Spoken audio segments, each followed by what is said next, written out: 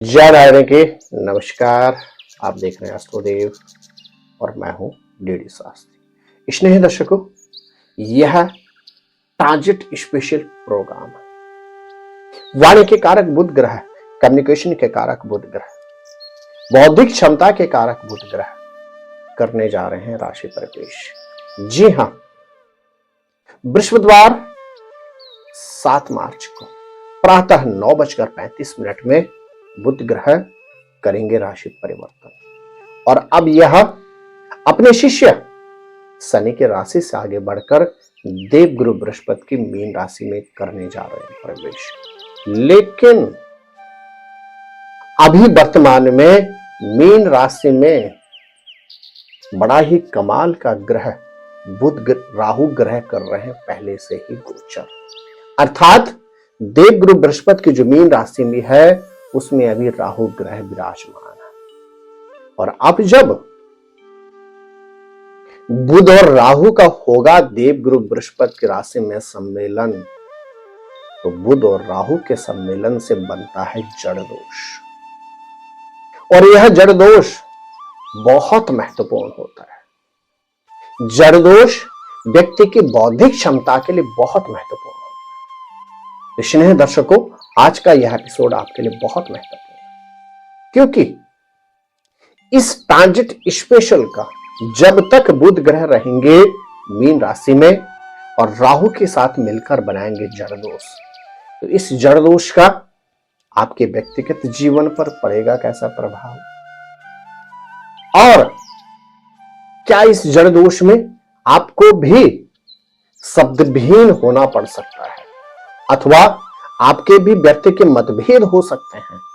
इसी पर होगा आज का हमारा यह एपिसोड, और साथ ही साथ इस अवधि में आप क्या उपाय करें जिससे बुध ग्रह का आपको अनुकंप आशीर्वाद प्राप्त हो, यह भी आपको जानने को होगा प्राप्त। प्रिय दर्शकों, वाणी के कारक बुध ग्रह 7 मार्च से लेकर लगभग 19 दिन अर्थात 25 मार्च तक रहेंगे देवगुरु बृहस्पति की राशि में, और जब तक देवगुरु बृहस्पति की राशि में बुध ग्रह रहेंगे इनके राहु के साथ रहेगी युति, और एक जो छद्म योग बनता है एक जिसे कहते हैं जड़ दोष, इसका सभी के ऊपर प्रभाव रहेगा। बुध ग्रह वाणी के कारक होते हैं, बुध ग्रह बौद्धिक क्षमता के कारक होते हैं। इसी पर करूंगा आपसे विस्तृत चर्चा, लेकिन उससे पहले बहुत महत्वपूर्ण सूचना। यदि आप अपने अथवा अपने किसी पारिवारिक सदस्य की जन्म पत्रिका से संबंधित किसी भी तरह का परामर्श प्राप्त करना चाहते हैं, अथवा अपने घर, फैक्ट्री, ऑफिस का किसी भी तरह से वास्तु परामर्श प्राप्त करना चाहते हैं, तो नीचे दिए गए नंबरों पर संपर्क करके आप टेलीफोनिक कॉल के माध्यम से अथवा दिल्ली या नोएडा हमारे ऑफिस में आकर हमसे मिलकर अपनी शंका का उचित परामर्श प्राप्त कर सकते हैं। जी हाँ, आइए जानते हैं कि 7 मार्च से लेकर 25 मार्च तक जब तक बुध ग्रह रहेंगे मीन राशि में, तो क्या प्रभाव रहेगा मेष राशि के जातकों के ऊपर। मेष राशि के जातकों के लिए बुध ग्रह होते हैं तृतीय भाव जो होता भाई बहन का, और छठा भाव जो होता है व्यर्थ के कंट्रोवर्सियों का कारक। इन दोनों के कारक होते हैं बुध ग्रह, और अब बैठ गए हैं 12वें भाव में, किसके साथ? राहु के साथ। तो इस अवधि में आपको बहुत ज्यादा सावधानी की परम आवश्यकता है, अर्थात 1 मार्च से लेकर और लगातार 25 मार्च, माफ कीजिएगा 7 मार्च से लेकर 25 मार्च तक मेष राशि के जातकों को अपने शब्दों पर विशेष नियंत्रण रखना होगा, व्यर्थ की यात्राओं से बचना होगा, भाई बहन के साथ मतभेदों से भी बचना होगा, और साथ ही साथ कोई पुराना रोग ये पुरानी कोई समस्या उभर कर सामने आ सकती है। क्या करें आप? बुधवार के दिन हरी रोटी बनाकर गौ माता को खिलाएं, निश्चित इस जड़ दोष से आपको निवृत्ति प्राप्त होगी। यदि आपकी राशि है वृष, तो आपके लिए बुध ग्रह होते हैं सेकंड हाउस धन के कारक, और पंचम भाव अवसर और शिक्षा के कारक।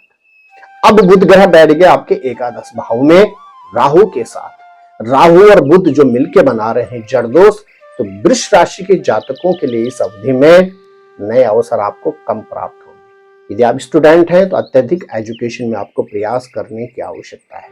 इस अवधि में आप भूल के भी किसी को ऋण ना दें और ना ही किसी से आप ऋण लें, चाहे आप बैंक से ले रहे हैं, चाहे आप व्यक्तिगत तौर पे किसी से ले रहे हैं, बचना होगा। और थोड़ा सा अपने खर्चों पर भी आपको नियंत्रण रखना होगा।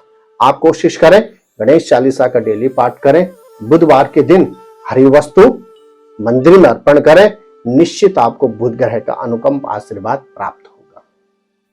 यदि आपकी राशि है मिथुन, तो अब बुध ग्रह जो आपके राशि के स्वामी है, आपके लिए बहुत महत्वपूर्ण होते हैं, शुभ के कारक होते हैं। अब यह पहुंच रहे हैं आपके चतुर्थ, कहां पे, दसम भाव में, प्रोफेशन भाव में। तो आपके लिए बहुत महत्वपूर्ण समय है।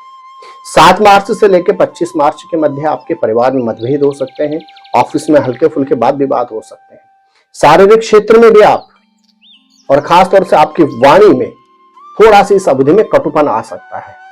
आप कोशिश करें अपनी वाणी पर नियंत्रण रखें, परिवार में जब तक आपसे कोई राय न मांगे राय न दें, और साथ ही साथ सर्विस में प्रेम से समय को निकालें, समय प्रेम से निकल जाएगा। क्या करें यदि आपकी राशि है मिथुन, तो गणेश चालीसा का नित्य पाठ करें और बुधवार के दिन 11 पीले गेंदे के पुष्प गणेश जी को अर्पण करें, निश्चित गणेश जी की अनन्य कृपा आपको प्राप्त हो। प्रिय दर्शकों, ग्रह नक्षत्र क्या कहते हैं, कर्क से लेकर मीन राशि वालों के उसके लिए करना होगा आपको थोड़ा सा इंतजार। प्रिय दर्शकों, बुध और राहु की युति से 7 मार्च से 25 मार्च तक बन रहा है जड़ दोष।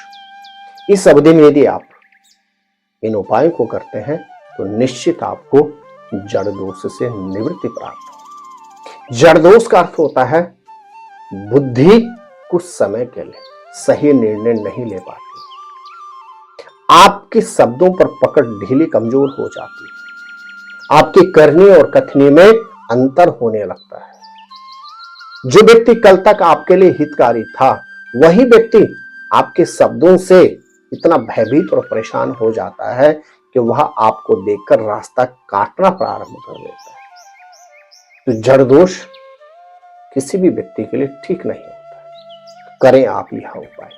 मेरे प्रिय दर्शकों, यदि पहली बार आप हमारे इस यूट्यूब चैनल पर आए हैं तो चैनल अवश्य सब्सक्राइब करें, बेल आइकॉन ऑन करके रखें, ताकि प्रत्येक दिन का राशिफल सहित ट्रांजिट स्पेशल प्रोग्राम हो, प्रत्येक महीने का राशिफल हो, बार त्योहार से संबंधित सटीक जानकारी हो, और यहां तक कि वास्तु से संबंधित, रत्न से संबंधित, रुद्राक्ष से संबंधित सही और सटीक जानकारी आपको तभी प्राप्त हो पाएगी जब आप अपने अष्टोदेव यूट्यूब चैनल को सब्सक्राइब करके रखेंगे, और प्रत्येक वीडियो की नोटिफिकेशन तभी आपको प्राप्त हो पाएगी जब आप बेल आइकॉन ऑन करके रखें। तो आप स्वस्थ रहें, मस्त रहें, अपना ख्याल रखें।